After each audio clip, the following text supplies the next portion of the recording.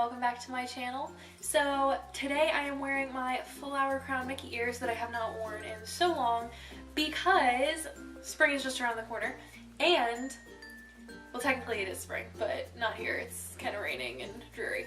But I'm also going to be talking about Epcot's Flower and Garden Festival. So let's talk Disney.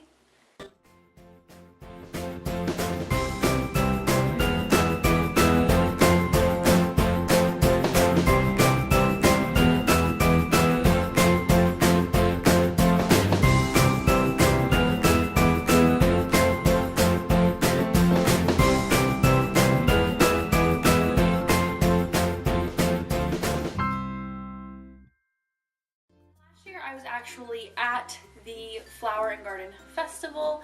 We went in late May, so I did get to experience the Flower and Garden Festival. This year, it is going on from March 1st to May 29th. So it's almost April. You definitely have plenty of time, and if you already have a trip planned, that is something I definitely recommend you do. It is super fun and there is lots to do, which I'm about to get into. Now, basically Flower and Garden is Disney's way of celebrating all things spring. So they have topiaries, gardens, flowers, hence the name. They have different kitchens, pop-up restaurants that have different seasonal foods from around the world. And they also have concert series. So definitely a lot to keep you going and a lot to do. Now, one of my favorite parts of the Flower and Garden Festival, other than looking at the beautiful plants and the scenery, was the food, because who does not love food? And I feel like when you're in Epcot, that is what you think about most, is the showcase and the food. So there are many different pop-up restaurants, and one specific I want to talk about is Hamani, I believe it's pronounced, Hamani. They had Frushi, which is basically fruit sushi. So they had, I'm pretty sure it was I forget what they used for like their seaweed base, but it did have rice in it, and then it had strawberries and different fruits, and it was so good. And I believe they even gave you some like fruit dipping sauce or maybe some like something drizzled on it, I don't know, but it was so good and I loved it. So that was definitely my favorite. I also got oolong tea from one of the Japanese pop-up restaurants. So there are many other ones. There's also a pineapple Dole Whip pop-up restaurant. I'm trying to think of what that one's called. That one is Pineapple Promenade. So they have the Dole Whips there. And just tons of different food. So definitely go around and kind of scout it out and see what you want. They also have these passports that you can get that kind of list everything that's going on, you know, what restaurants are where, what has what, because there is a lot to choose from. So if you are going to Flower and Garden, I would not recommend eating a full meal. I would recommend kind of eating around. I mean, I would recommend that for Epcot anyways, but specifically during this time because there are so many good dishes and you do not want to miss out.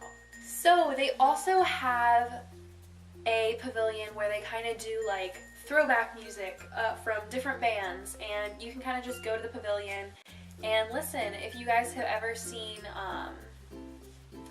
shoot, I cannot think of their names. In the America Pavilion, they have the singers that normally go into the pavilion sometimes and they'll sing there. That's what they have going on during Flower and Garden, is they have different bands set up there that play kind of throwback music throughout different times in the day, so you can go catch that. We actually caught it accidentally, I think. Forget what we were doing, but we caught it accidentally and it is very fun. Especially if you don't really have anything to do and you're kind of just chilling around, you can definitely go check that out. Along with the music theme, they do have a concert series that goes on, and I know that Simple Plan played there because I just saw Simple Plan, and not at Disney World, but they were playing at Disney World. They also have Plain White T's that have either played or are playing, but they have some really cool artists that play there. So you just have to check the schedule and see who's playing and who's playing when. and what times. But definitely if you're a big concert goer like me, it's kind of nice to see bands that you recognize there, so who knows who you might find there. Another thing you might be interested in doing, we personally didn't, but you can also do dining packages. So once again, those are kind of different, and you would have to check personally on the website and see exactly what might work for you and what's available. Another cool thing that I had already previously mentioned are the exhibits, and the flowers and just everything is so well put together, and it's really cool, and I might insert some pictures of some of them so you guys can see.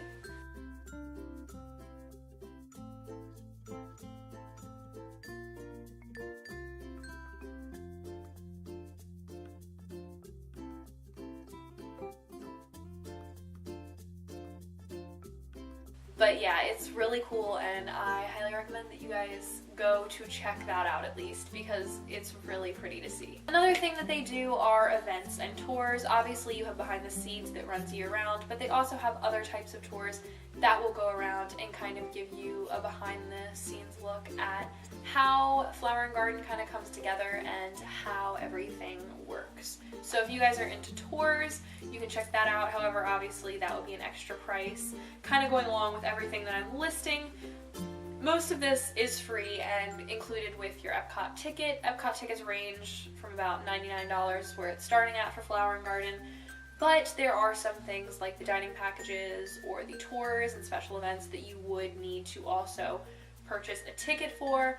I'm also not sure about the concert series because I didn't go to any of the concert series there, but I'm pretty sure you also would have to buy a ticket separate for that as well. And last but not least, if you have any smaller children and thinking maybe this isn't good for them, they do have tons of fun events for the kids because it is Disney, and of course they're gonna have things.